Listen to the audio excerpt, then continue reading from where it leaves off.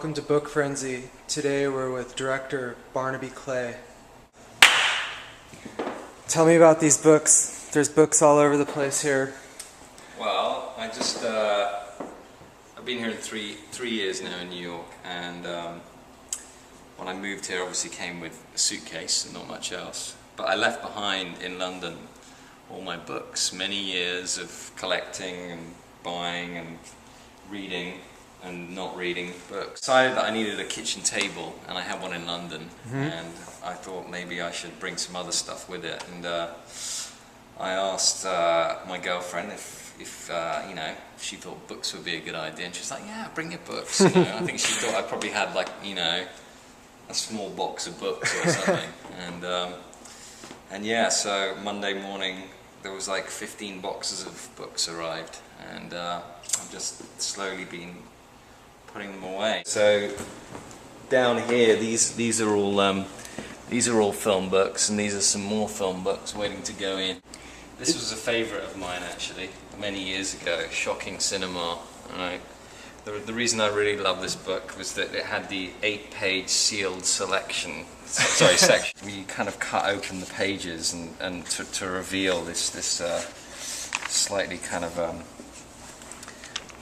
nudie kind of area, which was very delightful when I was about 16 or 15. Have you had this since you were 16? Yes, I have actually. Yeah. So would you say this is the oldest film book you have in your collection? Oh no, I've got some other ones which are probably very old. Actually, a lot of the older ones that I got tended to be more within the line of kind of the trashy, kind of schlocky, like Midnight Movies or something. Was an old one. And then also a lot of the first books, because I was dyslexic, well, I am dyslexic, and I felt very challenged by reading, and I didn't really start. I read a lot now, but I didn't start reading till properly until I was 15, 16 or something. And at that point, what felt natural for me was reading books on film, because that's what I had an interest in, and I started with lots of things like Cronenberg. These are all comics down here. Well, they're graphic novels. Let me show you a couple of my favourite. It is a comic, but this was one of my favourite books as a child. Fungus the Bogeyman, yes, by Raymond Briggs, who was a tremendous graphic novelist who kind of swayed from doing these kind of cute kids books like The Snowman to doing really dark books, and he got darker and darker. I mean, Fungus the Bogeyman was pretty dark, and that's why I was attracted to it, because most kids, well, I certainly was attracted to things which were a little bit kind of weird, and it's fantastic. But he ended up by doing this book called Where the Wind Blows, which was really crazy, because suddenly he went from doing these kids books to doing another graphic novel which was all about a nuclear holocaust, and an old couple dealing with it, and it was just so whoa, weird and scary. So that's another favourite. The beautiful book. Oh, wow. A Divine Comedy, illustrated by Gustave Doré. Tremendous etchings, beautiful, and great book.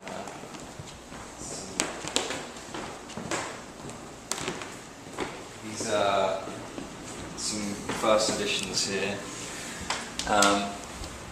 This is an interesting one here, the ego and the id, right? What's great about this, two things. Well, one thing really is that I stole this from my school library, Bedale's Memorial Library. I thought that somehow that would bestow upon my grand intellect.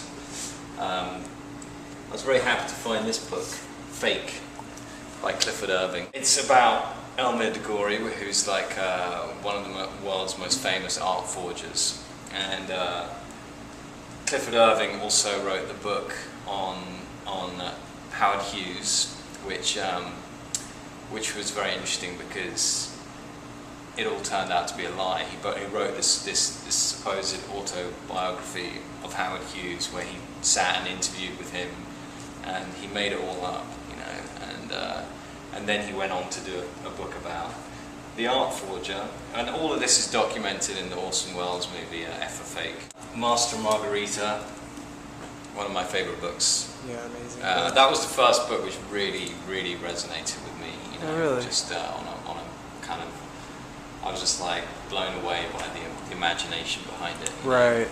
And then I discovered obviously a massive cult following. You know, this is a nice one as well. This is Confessions of an Opium Eater. You can see it's a little bit fallen apart, but again, it's some really beautiful illustrations in it. You know, beautiful. Yeah, fantastic. I'm not sure who did who was it who did the illustrations here. Xenia Gay. Yeah, it's beautiful. Yeah, it's just some kind of, these are reference books, you know. These are the ones I basically bought on jobs, really. I love this book, actually.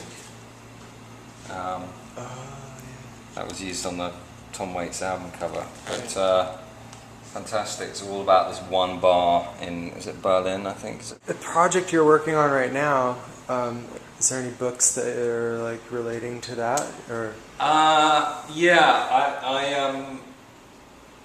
well, there's one book which I haven't got, which I'd like to get, but it's really expensive. But it's a book by Bruce Davidson, and it's called Subway, and it's all shots of people on the New York subway, taken, I believe, like early 80s, colour photos, and it's just amazing. It's just got, there's something about it which to me would represent how I'd like my film to look and how I'd like it to feel as well. You know, it's just got this real vibrancy, and it's kind of dirty and gritty, and New York looks like the New York which I kind of fell in love with, you know, is that period, and it's just, yeah, so that book, I would say. Also,